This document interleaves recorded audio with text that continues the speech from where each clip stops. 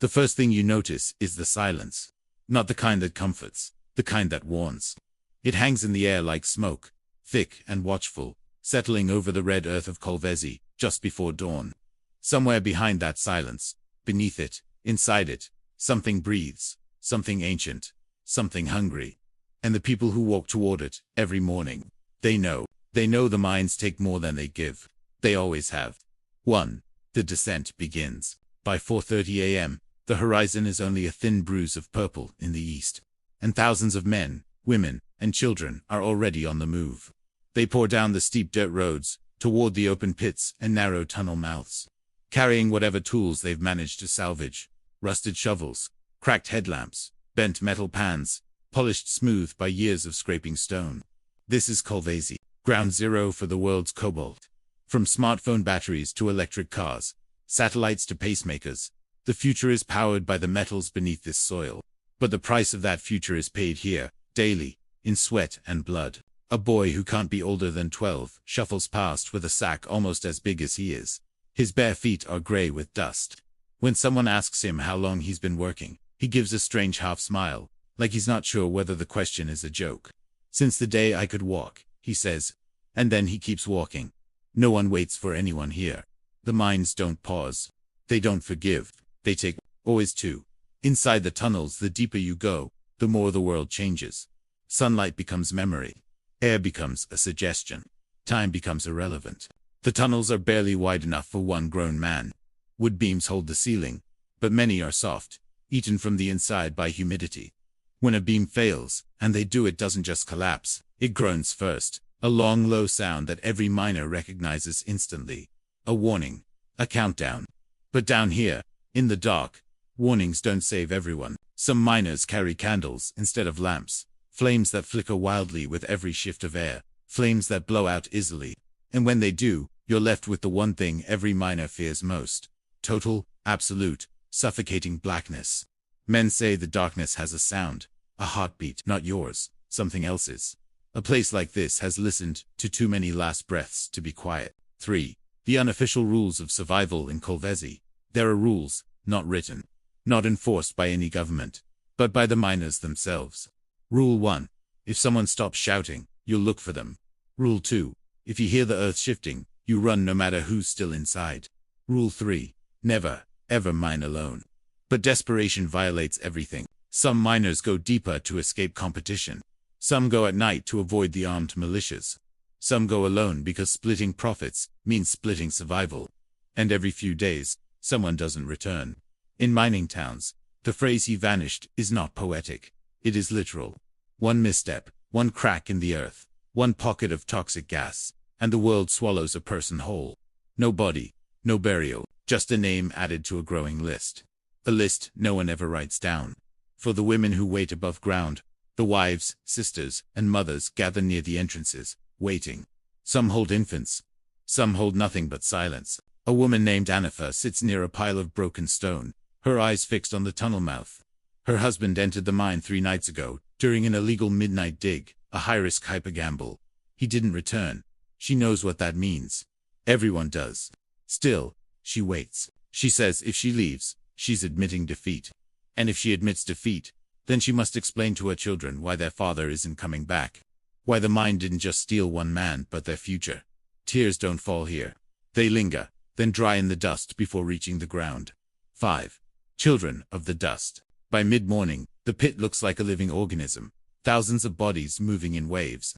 Digging, sorting, hauling. Children cluster together in groups. Some crawl into cracks, too small for adults. They pull out handfuls of cobalt rich ore and pile it into sacks heavier than their own bodies. A boy named Moke tells us his record is 3 sacks in one day. He says it proudly, the way kids elsewhere brag about video game scores. He's 9. When asked whether he goes to school, he shrugs. School doesn't feed you, he says. The mine does. If you're lucky. He doesn't mention what it takes away. He doesn't have to. It's written in the slouch of his small shoulders. 6. The overseers and the shadow economy. Officially, the mines belong to corporations. Unofficially, they belong to whoever is strongest that day. Armed groups patrol the outer ridges.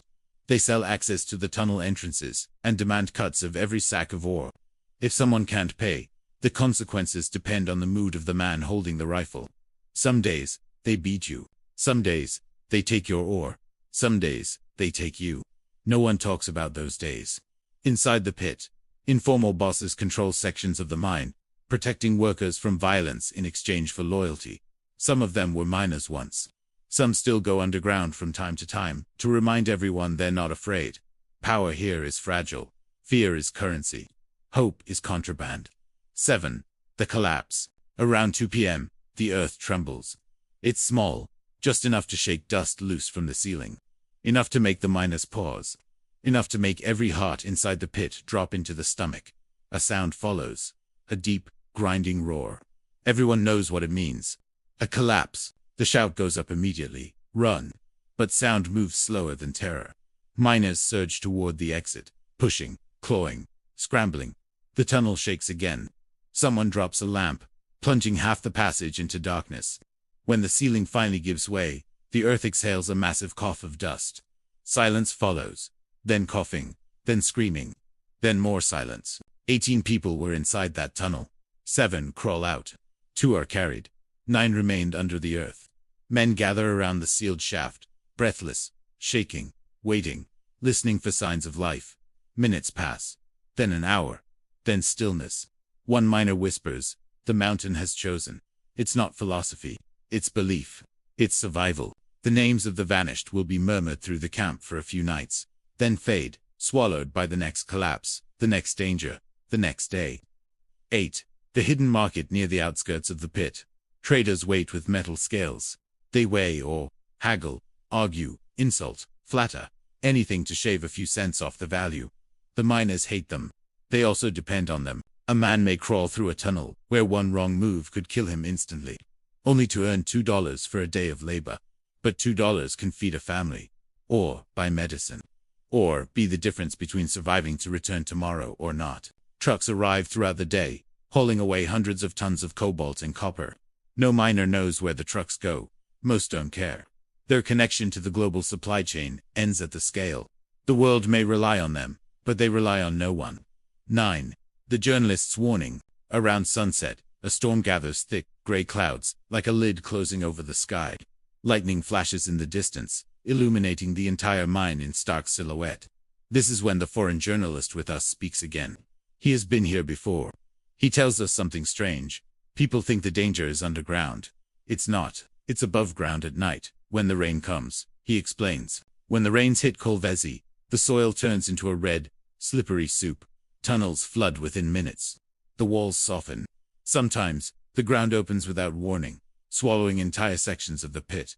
That's when people really vanish, he says.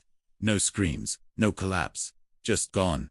Lightning cracks again, closer this time. The miners don't stop working. They can't. 10.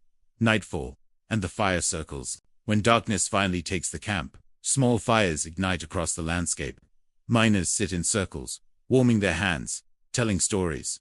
Some pray, some drink, some stare at the flames without blinking.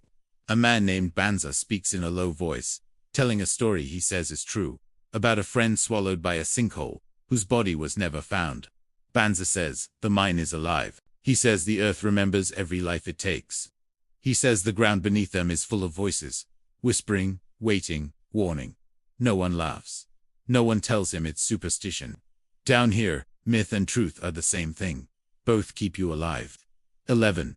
The final morning, as dawn bleeds across the horizon again, the silence returns. The same silence as yesterday. The same silence as tomorrow. Thousands rise, pick up their tools, walk back toward the pits. They do it because there is no alternative. They do it because the world demands cobalt. They do it because survival is not a choice. It's a debt. A woman passes with her son, barely 6 years old. She grips his hand tightly as they approach the ridge. The boy carries a small plastic pan. He looks at the mine with curiosity, not fear. Someday soon, he will descend. Someday soon, he will learn the darkness. Someday soon, he will understand the silence.